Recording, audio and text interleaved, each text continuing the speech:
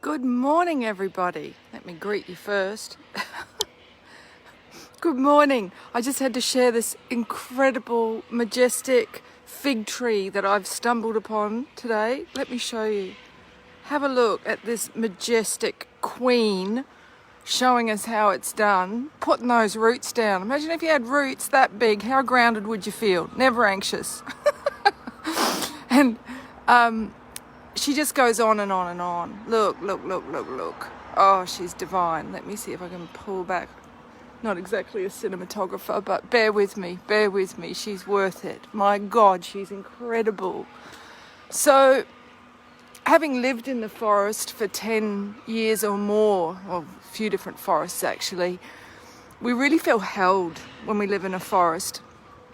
And that's because we're surrounded by these natural antennas that are showing us how it's done, sending our roots down deep into the earth, into the feminine, so we're grounded, we're present, and sending their branches all the way up. My God, she's just towering me. She just goes everywhere. She's a sphere.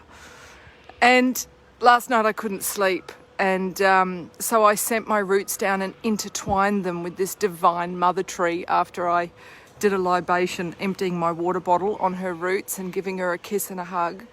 And I felt connected, and I was able to calm my nervous system and sleep. So for those of you that are experiencing some, anxiety, and there's enough things to make you anxious about currently happening, do consider connecting with the tree dryads in your neighborhood, in your yard, and connecting your roots. I watched the film The Wisdom of Trauma last night because so many people had raved about it, and I thoroughly recommend it. There's a free viewing. I don't think it's expired yet, but if you Google, we can go to my timeline, Tanishka Tantrika on Facebook, and I've posted a link there to access it, to watch for free. I think it's one of the most important films ever to come out. It's so timely, and it's what we need to heal the world's soul and indeed our own hearts. So, and it's very aligned with my Grail book, which I'm very excited to be bringing out soon. So stay tuned for details about that. But this is so timely, me coming across this incredible fig tree, because the fig tree is one of the trees that was referred to as, the tree of life. And the tree of life is in every tradition. I might just turn it around so you can see my face. Hi, everyone. The fig tree, because it's got lots and lots of seeds, which represent those bitter lessons that we have to chew. They're not easily processed. They're bitter sometimes to swallow. And that is the lesson of the feminine, to journey down into the roots of the tree of life, into the womb of the great mother, which the patriarchs renamed Hel, after the Norse goddess, the ancient crone wise woman called Hel, who would help people out of the underworld, out of their depression, out of their crises, out of their chaos. So, so nice to see everyone watching live. Thanks so much. These, whether it's the Celtic tradition or the Norse tradition, this is celebrated, the tree of life, in every philosophy, every indigenous tradition. And it's because that's what we're here to do. We're here to learn how to travel the three worlds that are contained within the tree of life, which is within our morphic field, within our energy matrix.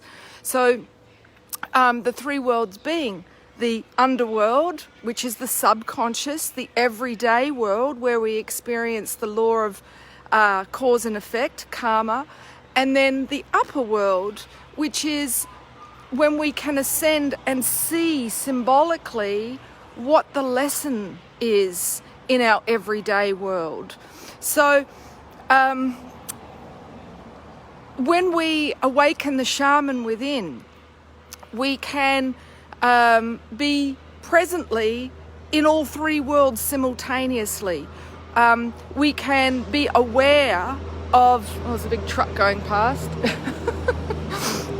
life, we can be aware of our unconscious beliefs that are manifesting in our everyday world, and we can go up like a monkey in the higher branches and have a good look at, all right, well, what have I created and why? Okay, what is the lesson in this? So I don't just feel like some victim of random circumstance. I can take responsibility for myself as a sovereign being who is manifesting and creating everything in my holographic reality. So the patriarchs, bless them, kind of distorted our story around the tree of life, and they demonized the feminine, who says, here, come to the tree, I'm going to initiate you into the mysteries, you know, the apple being the fruit of wisdom, once sacred to the goddess. And if you slice it open, you see the five-pointed star, which is the shape the planet Venus makes as she moves through the cosmos, and it once represented feminine wisdom. Okay, so it is an overlay and a falsehood. That symbol is about the devil. Everything sacred was inverted. Sorry about the background noise. So it's like we're living in Oppositeville. So whatever we've been told, in fact, the opposite is true.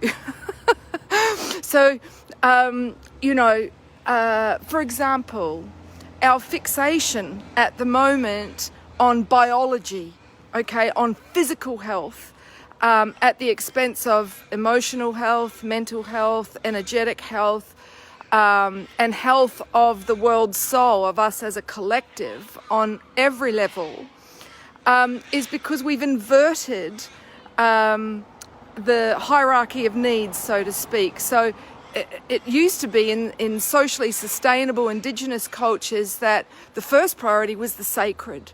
Like in Avatar, you know, everyone gathers around the mother tree. And when that is the focal point of our reality, then when that is the first priority, everything else stems with grace from there.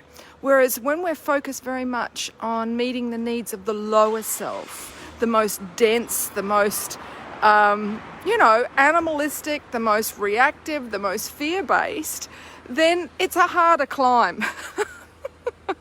So, for the last 25 years, I've been teaching people how to climb the tree, okay?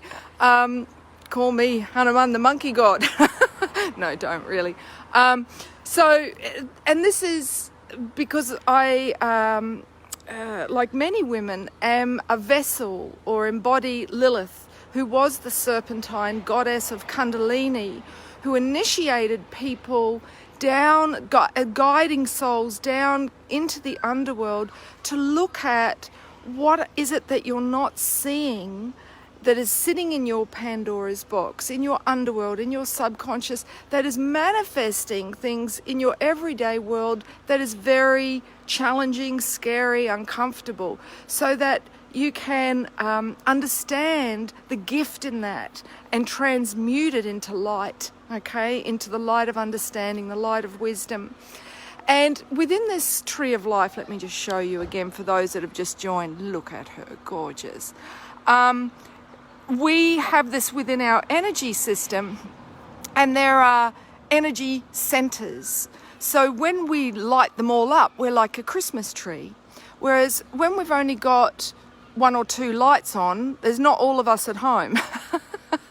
So we're likely to perceive our reality in a limited way and then react with fear, okay? React rather than seeing the big picture, seeing it through all of our energy centers.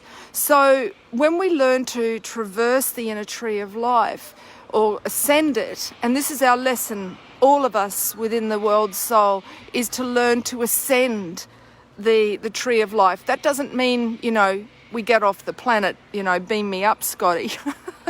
That means that we learn to be simultaneously in the three worlds. So like the ancient symbol of, you know, the wise woman who's shown having three faces, the maiden, the mother, the crone, representing the fact that she has learnt to journey the three worlds. So and I also want to say just blessings, those of you in the Northern Hemisphere celebrating Lugnasid today, those of you in the Southern Hemisphere celebrating Imbolc.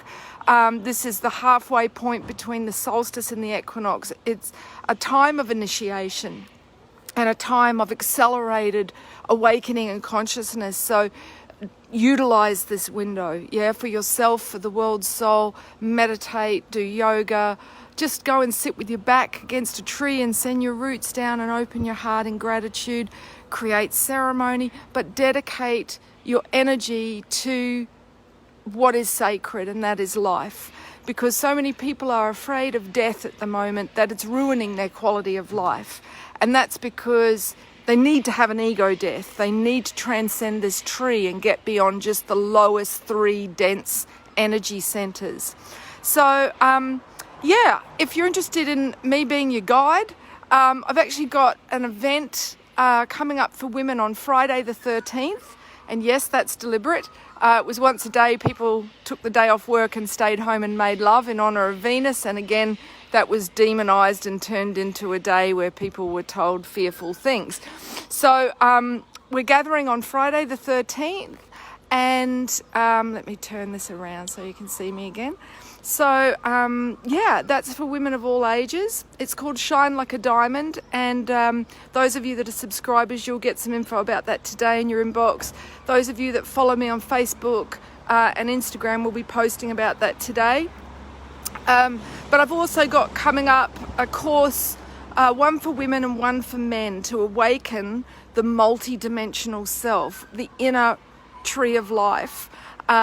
It's time for us to do that. We have a very special window coming up, a window of opportunity to collectively transcend 3D, hell on earth, and move into 5-dimensional earth, which is, still we're in a body, but life isn't as heavy, as dense, as fear-based, and a struggle. And aren't we ready for that? So as the sun is moving through Leo right now, our challenge is to transcend our own fears. Okay, Hercules, when he got to the labor of Leo, he had to defeat the Nemean lion, which represents his own ego. And, first of all, he gathers all these tools and weapons, and he's, weaponed up to the hilt. And then he figures out, hang on, I've just made myself heavy and slow. This isn't going to work. So the only thing he takes with him is his trusty club that he fashioned with his own 2 hands.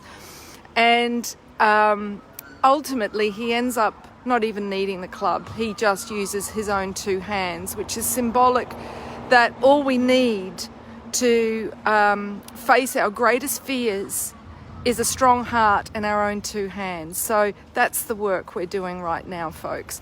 So I'll post some links to those resources that I mentioned, but blessings on your day, wherever you are on the planet, and just, connect with a tree. Showing you how it's done there.